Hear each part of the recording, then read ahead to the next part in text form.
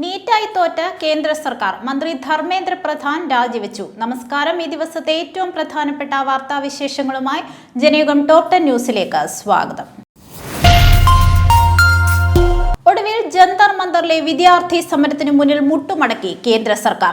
കേന്ദ്ര വിദ്യാഭ്യാസ മന്ത്രി ധർമ്മേന്ദ്ര പ്രധാൻ രാജിവെച്ചു.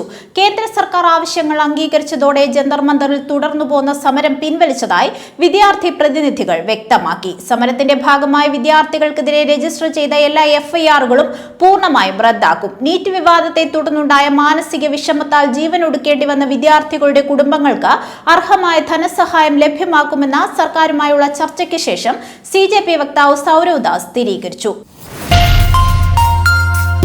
വഖഫ് ബോർഡിൽ അമുസ്ലിം അംഗങ്ങളെ ഉൾപ്പെടുത്തുന്ന വിഷയത്തിൽ സംസ്ഥാന സർക്കാരിനെയും മുഖ്യമന്ത്രി VD സതീശിനെയും രൂക്ഷമായി വിമർശിച്ച പ്രതിപക്ഷ നേതാവ് പിണറായി വിജയൻ. BJP മുന്നോട്ട് വെച്ച വർഗീയ അജണ്ടയോട് പൂർണ്ണമായി കീഴടങ്ങുന്ന നിലപാടാണ് UDF സർക്കാർ സ്വീകരിക്കുന്നതെന്ന് അദ്ദേഹം ആരോപിച്ചു. കേന്ദ്ര ഭേദഗതി നിയമത്തെ അതേപടി അംഗീകരിക്കുന്ന നിലപാടാണ് സംസ്ഥാന സർക്കാർ ഹൈക്കോടതിയിൽ കൈക്കൊണ്ടത്.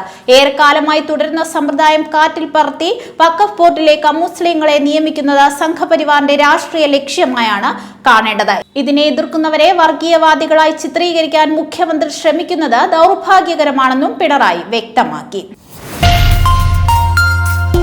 ശബരിമല ക്ഷേത്രത്തിലെ പുതിയ തന്ത്രിയായി കണ്ഠര് ബ്രഹ്മദത്തനെ തിരുവിതാംകൂർ ദേവസ്വം ബോർഡ് ഔദ്യോഗികമായി നിശ്ചയിച്ചു.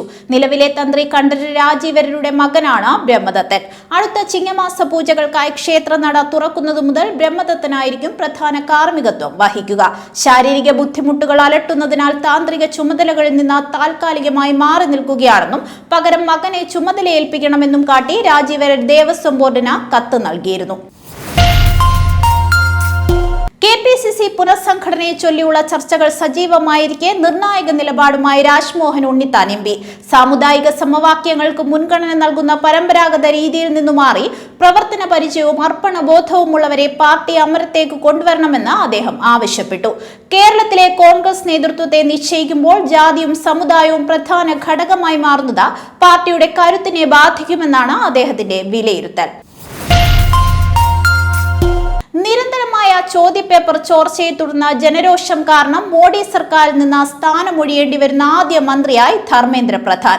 2013 ഗോവയിൽ നടന്ന BJP യോഗത്തിൽ LK അദ്വാനിയുടെ എതിർപ്പ് മറികടന്ന നരേന്ദ്രമോദിയെ പ്രചാരണ സമിതി അധ്യക്ഷനാക്കാൻ ഏറ്റവും കൂടുതൽ വാദിച്ച നേതാക്കളിൽ ഒരാളായിരുന്നു അന്നത്തെ BJP ജനറൽ സെക്രട്ടറി ആയിരുന്ന പ്രധാൻ. എന്നാൽ 13 വർഷങ്ങൾക്കിപ്പുറം കടുത്ത ജനകീയ പ്രക്ഷോഭത്തെ തുടർന്ന് മോഡി മന്ത്രിസഭയിൽ നിന്ന് പുറത്തു പോകേണ്ടി വന്നതും ഇതേ പ്രധാന തന്നെയാണ്.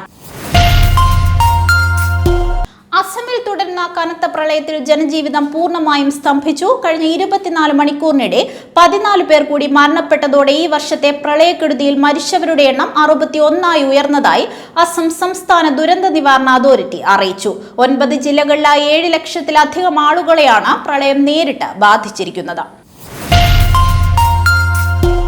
ഐക്യരാഷ്ട്രസഭയുടെ മനുഷ്യാവകാശ ഹൈക്കമ്മീഷണറായി വോൾക്കർ തുർക്കിനെ 4 വർഷത്തേക്ക് കൂടി പ്രഖ്യാപിച്ചു. UN പൊതുസഭയിൽ നടന്ന വോട്ടെടുപ്പിൽ 10-നെതിരെ 144 വോട്ടുകൾ നേടിയാണ് അദ്ദേഹം പദവിയിൽ തുടരാൻ തിരഞ്ഞെടുക്കപ്പെട്ടത്. 13 രാജ്യങ്ങൾ വോട്ടെടുപ്പിൽ നിന്ന് വിട്ടുനിന്നു.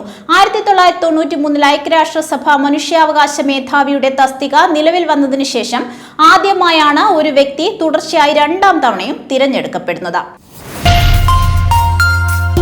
പശ്ചിമേഷ്യൻ സംഘർഷം തുടരുന്ന സാഹചര്യത്തിൽ ഹോർമൂസ് കടക്കാൻ ശ്രമിച്ച വാണിജ്യ കപ്പലിന് നേരെ വെടിയുതിർത്തതായി US. തുടർച്ചയായി 13ാം ദിവസവും ഇരു രാജ്യങ്ങളും തമ്മിൽ ആക്രമണം തുടരുകയാണ്. ഹോർമൂസിന് മുകളിലുള്ള ആധിപത്യം പിടിച്ചെടുക്കാനായി ഇരു രാജ്യങ്ങളിലും മേഖലയിൽ സംഘർഷം തുടരുന്നു. പുതിയ ആക്രമണങ്ങൾ നാവികരെയും ഹോർമൂസിലൂടെ കടന്നുപോകുന്ന വാണിജ്യ കപ്പലുകളെയും ഭീഷണിപ്പെടുത്തുന്ന ഇറാനെ ദുർബലപ്പെടുത്താനാണെന്നാണ് US സൈന്യത്തിന്റെ ന്യായീകരണം.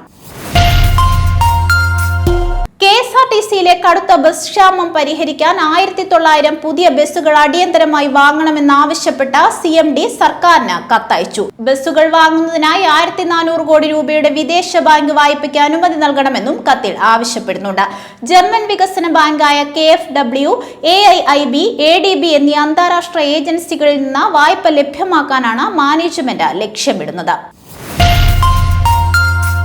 മുൻ MLAയും മുസ്ലിം ലീഗ് സംസ്ഥാന സെക്രട്ടേറിയറ്റ് അംഗവുമായ TPM സാഹിർ അന്തരിച്ചു. വാർദ്ധക്യ സഹജമായ അസുഖത്തെ തുടർന്ന് സ്വകാര്യ ആശുപത്രിയിൽ ചികിത്സയിലായിരുന്നു.